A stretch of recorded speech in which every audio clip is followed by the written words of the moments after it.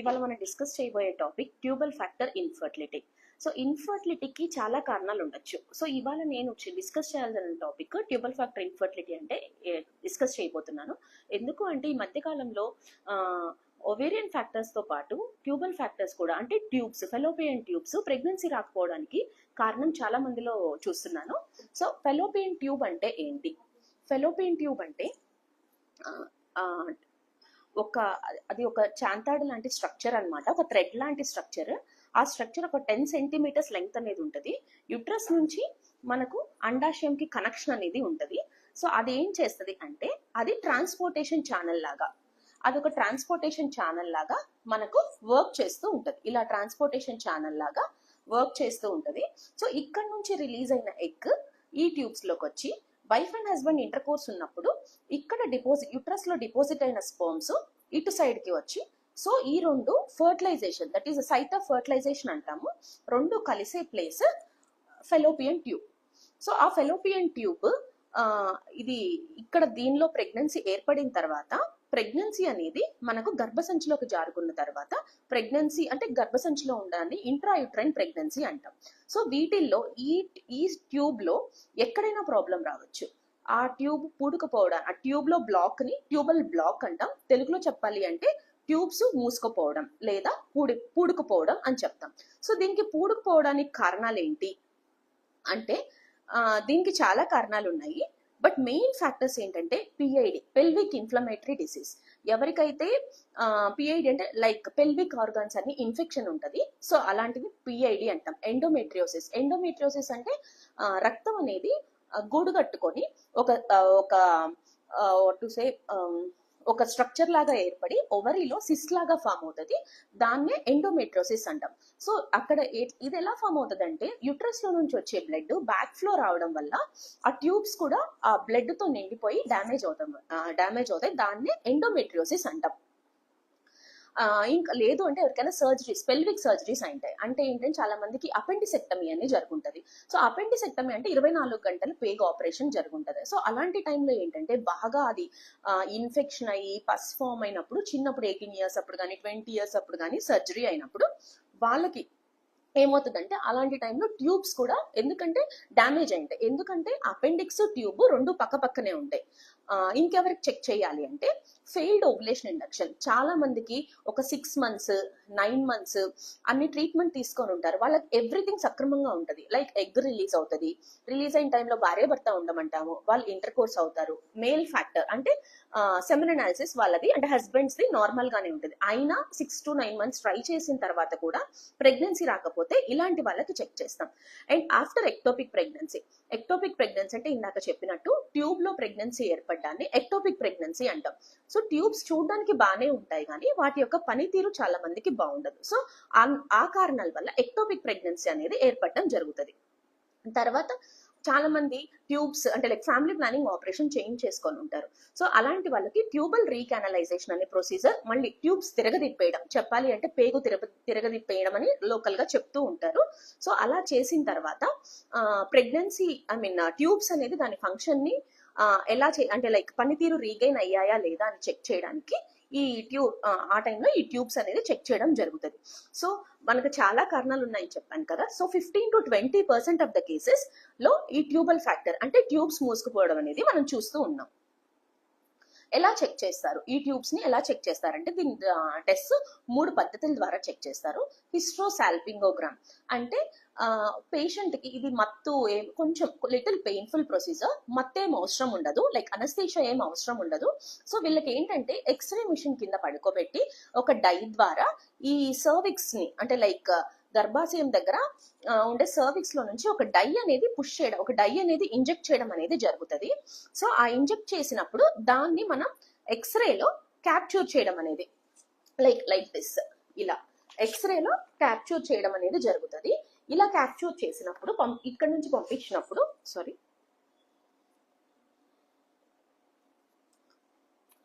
ఇలా ఈ డై అనేది ఇక్కడ నుంచి పంపించినప్పుడు మనకు ఈ ట్యూబ్స్ లోకి గర్భసంచిలో నుంచి దాటి ఈ ట్యూబ్స్ లోకి వచ్చి పొట్టలో పడాలి. ఆ పడేదాన్ని మనం ఎక్స్రే ద్వారా క్యాప్చర్ చేస్తాం. సో అలాంటప్పుడు ట్యూబ్స్ పేటెంట్ గా ఉన్నాయా లేదా, లేదు మూసుకొని ఉన్నాయా అని చెప్పడం జరుగుతుంది. సో కొన్నిసార్లు ఏమవుతుందంటే ఒక ట్యూబ్ లోకి లైక్ దీన్ని చూసినట్లయితే ఒక ట్యూబ్ లో నుంచి డై అనేది పాస్ అవ్వడం జరిగింది. ఇంకొక సైడ్ లో నుంచి ట్యూబ్ లో నుంచి డై అనేది పాస్ అవ్వలేదు. సో ఈ ట్యూబ్ బ్లాక్ ఉంది అర్థం. దాన్ని ఏమంటారంటే యూనిలేటరల్ ట్యూబల్ బ్లాకేజ్, అంటే ఒక ట్యూబ్ మాత్రమే పూడుకుపోయింది అని చెప్తాం. సో ఇంకొకటి ఈ పిక్చర్ ఏంటంటే ఈ టూ సైడ్స్ లో నుంచి మనకు డై అనేది పోలేదు. సో దీన్ని ఏమంటామంటే బైలేటరల్ ట్యూబల్ బ్లాక్, అంటే టూ సైడ్స్ ట్యూబ్స్ అని మూసుకుపోయాయి. సో ఇప్పుడు నేను ఈ చాలా మధ్య రిపోర్ట్స్ చూస్తున్నాను, మేడం మాకు యూనిలేటరల్ ట్యూబల్ బ్లాకేజ్ ఉంది, మాకు ఐవీఎఫ్ చెప్పారు, ఖచ్చితంగా యూనిలేటరల్ ట్యూబల్ బ్లాక్ అంటే ఒక సైడ్ ట్యూబల్ బ్లాక్ ఉంటే ఐవీఎఫ్ చేయించుకోవాలా అని చాలా మంది అడుగుతున్నారు. సో ఒక సైడ్ ట్యూబల్ బ్లాక్ ఉంటే ప్రెగ్నెన్సీకి ట్రై చేయొచ్చు, బట్ దాని సక్సెస్ రేట్స్ ఏంటంటే ఒక 15-20%. రెండు సైడ్స్ ట్యూబ్ ఫంక్షనింగ్ ఉన్నప్పుడు దానికంటే కొంచెం తక్కువ ఉంటాయి. బట్ దానికి యూనిలేటరల్ ట్యూబల్ బ్లాక్ అయితే ఐవీఎఫ్ చేయాల్సిన అవసరం అయితే లేదు. సో ఈ test this is the first method usually we will do. Second method saline sonosalpingogram. అంటే ఏ మెథడ్ ఆఫ్ టెస్ట్ చేయాలి అనేది మనం ఏ సెటప్ లో వర్క్ చేస్తున్నామో, మనకున్న అవైలబిలిటీ రిసోర్సెస్ ఏంటి, పేషెంట్ పెయిన్ టాలరేట్ చేయగలరా లేదా అనే దాన్ని బట్టి మనం ఎంత expert the gynaecologist whom you are consulting, ఎంత ఎక్స్పర్ట్ ఏ ప్రొసీజర్ లో అనేది, ఏ ప్రొసీజర్ వాళ్ళకి అలవాటు అనే దాన్ని బట్టి డిసైడ్ అవుతుంది. సెకండ్ ప్రొసీజర్ ఈ సెలైన్ సాల్పింగోగ్రామ్. ఇది very less painful procedure.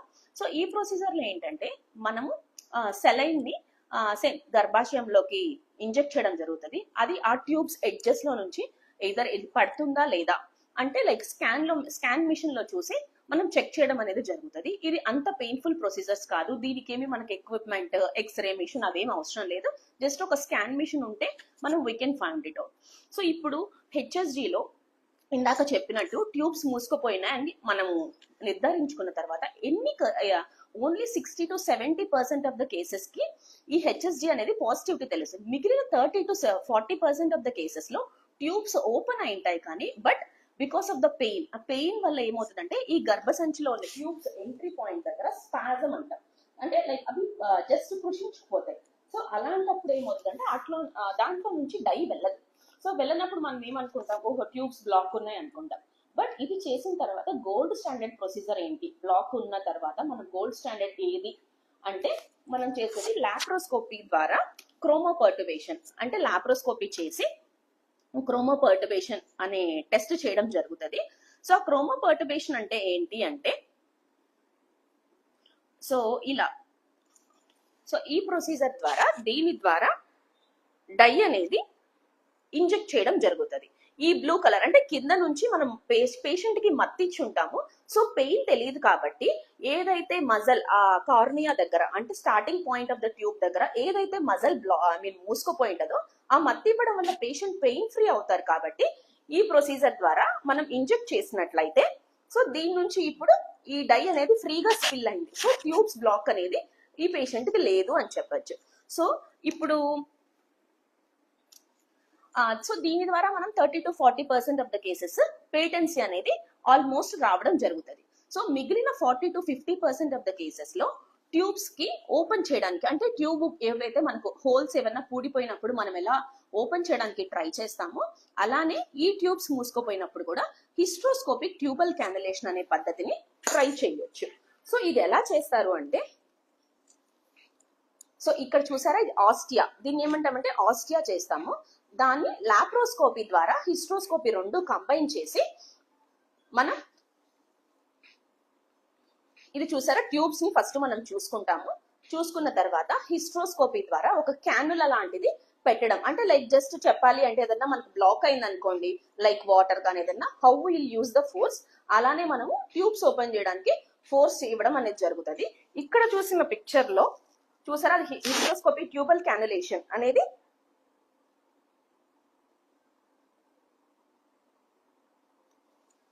So దీని ద్వారా ఒక చిన్న వైర్ లాంటి ద్వారా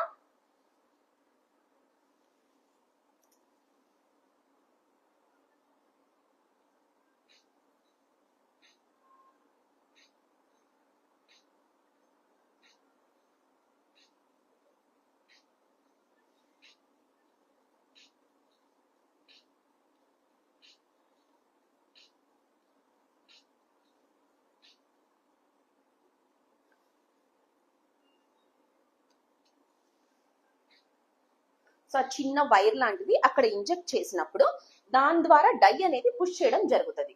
సో అలా పుష్ చేసినప్పుడు ఆల్మోస్ట్ ఒక 30 to 40% of the tubes open అవుతాయి.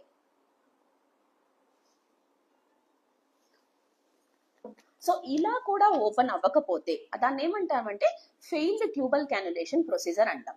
సో అలా ఫెయిల్ అయిన వాళ్ళకి ఇంకా ఫైనల్ ఆప్షన్ ఏంటి అంటే మనకు వెళ్ళాల్సింది IVF, that is in vitro fertilization అంటాం. ఇలాంటి పేషెంట్స్ కి కంపేర్ టు అదర్ పేషెంట్స్ మనకు ఏంటో ప్రాబ్లం తెలిసింది కాబట్టి వాళ్ళ ఎగ్ రిజర్వ్ కానీ అంతా బాగానే ఉంటాయి, like female factor, like male factor, like semen analysis కానీ అంతా నార్మల్ గా ఉన్నట్లయితే వీళ్ళకి ఎక్కువ సక్సెస్ రేట్స్ అనేది కంపేర్ టు అదర్ పేషెంట్స్ ఎక్కువ సక్సెస్ రేట్స్ ఉంటాయి. సో దీన్ని ఏంటంటే ట్యూబల్ క్యానులేషన్ ప్రొసీజర్ అంటాము. సో ఇది ఎవరికి ఎప్పుడు చేయాలి అంటే యూజువల్ గా పీరియడ్స్ వచ్చిన తర్వాత 7th day to 12th day of the సైకిల్లో చేయడం జరుగుతుంది. ఆ టైంలో ఎందుకు చేస్తాము అంటే ఆ టైంలో మనం first half of the menstrual cycle. So ఒకవేళ by chance if they are pregnant అంటే వీ విల్ బి డిస్టర్బింగ్ అని చెప్పి so the only reason first half of the period లో చేస్తాం. సో ఒకవేళ ఇది రాలేదు అంటే నెక్స్ట్ పేషెంట్స్ ని ఐవీఎఫ్ కౌన్సిల్ చేస్తాం.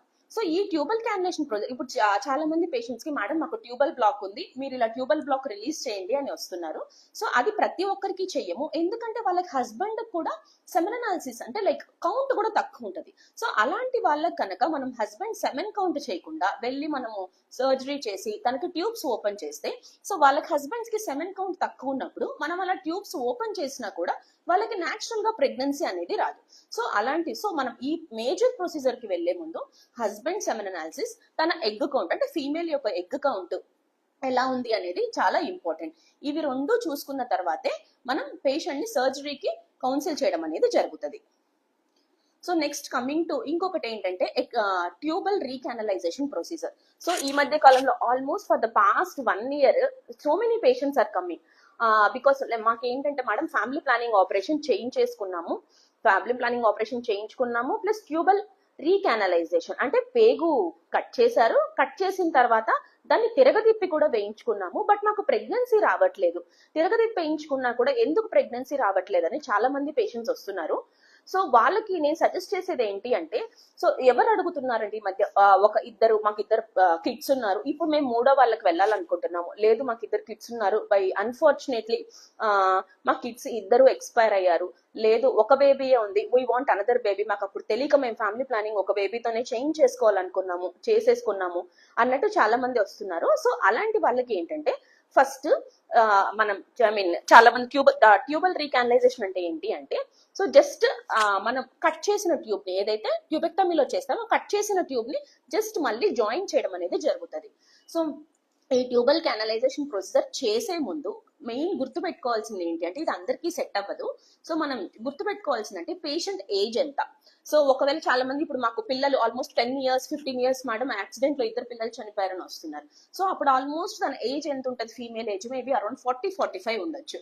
సో అప్పుడు తన ఎగ్ రిజర్వ్ అనేది చాలా తక్కువ ఉంటుంది కాబట్టి అంటే ఆల్మోస్ట్ లైక్ మెనోపాస్. సో అలాంటి వాళ్ళు ఆ పేషెంట్ ఏజ్ గుర్తుపెట్టుకోవాలి. సో ఇంకొకటి ఏంటంటే మేల్ ఫ్యాక్టర్, హస్బెండ్స్ యొక్క సెమెన్ పారామీటర్స్ ఎలా ఉన్నాయి, తన యొక్క ఎగ్ రిజర్వ్ అనేది ఎలా ఉంది. సో ఇవన్నీ చూసుకున్న తర్వాత మెయిన్ ఇంకొకటి ఏంటంటే హెచ్ఎస్జి ఇంతకుముందు చెప్పాను కదా ట్యూబ్స్, ఫస్ట్ మనం తీసుకోవాల్సింది ఏంటంటే ఇది హెచ్ఎస్జి చేసుకోవడం బెటర్. ఎందుకు ఇది చేయాలి అంటే మనకు ఆ హెచ్ఎస్జి చేయడం ద్వారా ఎక్కడ ట్యూబ్స్ అనేది బ్లాక్ అయినాయి అంటే ఏ సైట్ లో బ్లాక్ అయినాయి అనేది తెలుస్తుంది. సో ఎందుకు అది తెలుసుకోవాలి అంటే ఈ ఫెలోపియన్ ట్యూబ్ అనేది టోటల్ లెంగ్త్ ఒకటే విడ్త్ అనేది ఉండదు, ఒక దగ్గర కొంచెం లావుగా ఒక దగ్గర కొంచెం సన్నగా డిఫరెంట్ గా ఉంటుంది. సో మనం ట్యూబెక్టమీ చేసిన వాళ్ళు కనుక డిఫరెంట్ ఏరియాస్ కనుక అంటే కొంచెం లావు దగ్గర కొంచెం సన్న దగ్గర కనుక కట్ చేసి రిపేర్ చేయడం అనేది బికాస్ ఈ 2 డిఫరెంట్ డిస్ప్రపోర్షనేట్ డయామీటర్స్. సో ఈ రెండింటిని మనం కనుక జాయిన్ చేస్తే సో దానికి ఏంటంటే సక్సెస్ రేట్స్ అనేది చాలా తక్కువ ఉంటుంది. సో చాలా మంది ఫింబ్రియాక్టమీ అనే ప్రొసీజర్స్ ఫాలో అవుతారు లైక్ ఈ ఫ్యామిలీ ప్లానింగ్ కి. సో అలా ఫింబ్రియాక్టమీ అంటే like edge of the tube ఎక్కడైతే ఫింగర్స్ లాగా ఉందో ఆ ఫింగర్స్ ని కట్ చేస్తే ఆ ఫింగర్స్ ని మళ్ళీ మనం అనేది ఆ ఫింగర్ లాంటి స్ట్రక్చర్స్ ని రీగెయిన్ చేయడం అనేది చాలా కష్టం. సో అలాంటి వాళ్ళకి మాత్రం ఈ ఆపరేషన్స్ అవాయిడ్ చేసి ఫస్ట్ ఆప్షన్ గా will suggest them IVF. So ఏ పేషెంట్ కి ట్యూబల్ రీకానలైజేషన్ ప్రొసీజర్ అంటే పేగు తిరగతిప్పేయాలి, ఏ పేషెంట్ కి మనం డైరెక్ట్ గా ఐవీఎఫ్ తీసుకోవాలి అనేది పేషెంట్ టు పేషెంట్ అనేది వేరీ అవుతూ ఉంటుంది. సో ఈ ట్యూబల్ రీకానలైజేషన్ ప్రొసీజర్ చేసిన తర్వాత కూడా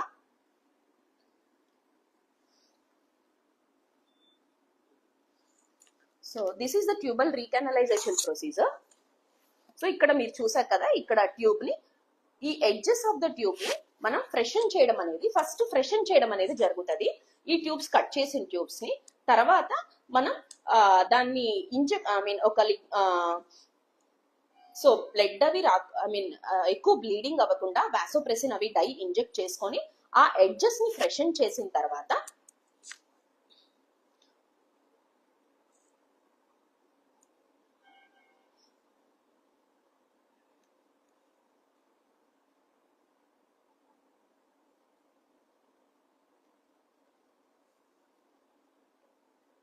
సో ఈ ఎడ్జెస్ ని ఫ్రెషన్ చేసిన తర్వాత both the sides of the tube, అంటే రెండు సైడ్స్ ట్యూబ్స్ ఫస్ట్ పేటెంట్ గా ఉన్నాయా లేదా ఫస్ట్ చెక్ చేసుకోవడం జరుగుతుంది. ఆ పేటెన్సీ చెక్ చేసుకున్న తర్వాత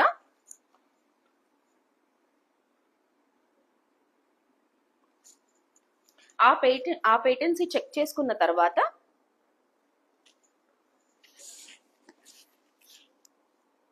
రెండు సైడ్స్ ఈ రెండు ట్యూబ్స్ ని జాయిన్ చేయడం అనేది జరుగుతుంది. సో ఇలా జాయిన్ చేసిన తర్వాత కన్ఫర్మా నాకు ప్రెగ్నెన్సీ వస్తుందా అని చాలా మంది అడుగుతూ ఉంటారు. అలా జాయిన్ చేసిన తర్వాత కూడా, ఎందుకంటే దానిలో మైక్రోస్కోపిక్ స్ట్రక్చర్స్ ఉంటాయి, సీలియా అంటాము, అవి చాలా మినిమల్ ట్రామా వల్ల కూడా డ్యామేజ్ అవుతాయి. సో దీని success rates will give us 30 to 40% only. So ఒకవేళ సక్సెస్ అయినా కూడా ఆల్రెడీ ట్యూబ్స్ ని మనం డిస్టర్బ్ చేస్తున్నాం కాబట్టి హ్యాండ్లింగ్ ద్వారా, సో దీని సక్సెస్ అంటే లైక్ ఎక్టోపిక్ ప్రెగ్నెన్సీ అంటే ట్యూబ్ లో ప్రెగ్నెన్సీ రావడం అనేది 30 to 40% ఆఫ్ ద కేసెస్ లో ట్యూబ్ లో ప్రెగ్నెన్సీ అనేది రావడం జరుగుతుంది. సో ఇవన్నీ కాంప్లికేషన్స్ పేషెంట్స్ కి మనం ప్రాస్ అండ్ కాన్స్, అంటే దీనిలో వస్తే ఇంత సక్సెస్ రేట్స్ ఉంటుంది, దీనిలో మళ్ళీ ఎక్టోపిక్ ప్రెగ్నెన్సీ వచ్చే ఛాన్సెస్ 30 to 40% ఉంటాయి.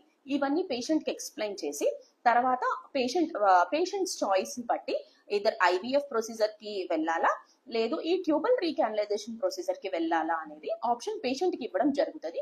సో పేషెంట్స్ డిసైడ్ చేసిన దాన్ని బట్టి will finally follow the procedure. So IVF అంటే ఇంకొకటి ఏంటంటే, ఈ ట్యూబల్ చాలా మంది 2 సర్జరీస్ చేయించుకొని ఉంటారు, లైక్ సిజేరియన్స్. ఆ సిజేరియన్స్ తర్వాత ఈ tubal recanalization procedure in case laparoscopy ద్వారా ఇది ఓపెన్ గా చేయొచ్చు, అంటే లైక్ పొట్ట కోసి చేయొచ్చు, లేదు అంటే లాప్రోస్కోపిక్ ద్వారా కూడా చేయొచ్చు. ఒకవేళ పొట్ట కోసి కనుక చేసినట్లయితే patient will be expose to third surgery. మళ్ళీ ఒకవేళ ప్రెగ్నెన్సీ వచ్చినా కూడా డెలివరీ చేయాలంటే patient will be expose to 4th surgery. So totally 4 surgeries అవుతాయి. సో అలా కాకుండా ఐవీఎఫ్ కి కనుక వెళ్ళినట్లయితే, సో ఆల్రెడీ 2 సిజేరియన్స్ అండ్ డెలివరీకి ఒక సిజేరియన్ అండ్ ఒక డెలివరీకి ఒక caesarean. So we can reduce the one operation అనేది, ఆపరేటివ్ మార్బిడిటీ అనేది తగ్గించడానికి అయితే మనకు పాసిబిలిటీ ఉంటుంది. At the same time success rates IVF లో చేయించుకుంటే కనుక success rates are more, like almost tubes problem కాబట్టి మనకి ఎక్కడ ప్రాబ్లం ఉందో తెలిసి ఐవీఎఫ్ లో మనం ఏం చేస్తామంటే ట్యూబ్స్ ని బైపాస్ చేస్తాం, మనకు ట్యూబ్స్ లో అసలు పనే లేదు, బైపాస్ చేస్తాం కాబట్టి. సో దాని success rates we can expect around 60, 65, 70% patients యొక్క ఏజింగ్ బట్టి ఇవ్వడం అనేది జరుగుతుంది. So thank you for your patient listening. ఏదైనా డౌట్స్ ఉంటే you can contact me directly at Komali fertility centre, Aster Ramesh hospital, Ongole. Thank you.